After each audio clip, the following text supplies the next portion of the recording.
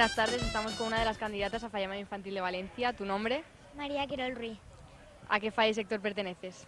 A la Falla Progreso Teatro Marina, sector Cañameral, Real Nazaret. ¿Y cuántos años eres fallera? Desde que nací. ¿Siempre de la misma falla? Sí. ¿Y cuántos años tienes? 10. ¿En qué cole estudias y en qué curso estás? En Pureza de María y estoy en quinto. La noche de la Fonteta, cuando escuchaste tu nombre, ¿qué sentiste? Pues sinceramente no me lo creía porque nombraron en la penúltima y había 9 Marías, entonces pensaba que iba a ser otra María y yo no. ¿Y cómo lo celebraste?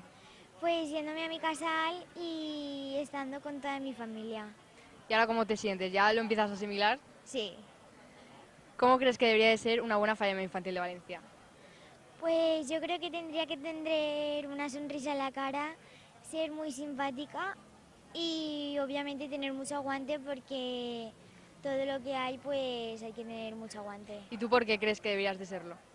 Porque yo tengo mucho aguante y yo creo que cuando hablo con alguien le dejo la sonrisa y por eso yo creo que debería de serlo.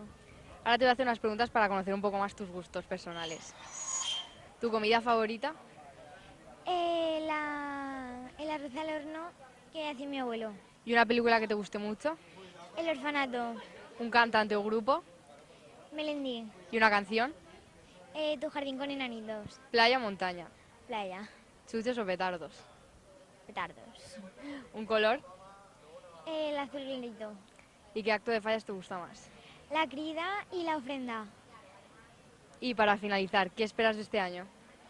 La crida, la ofrenda y la exaltación.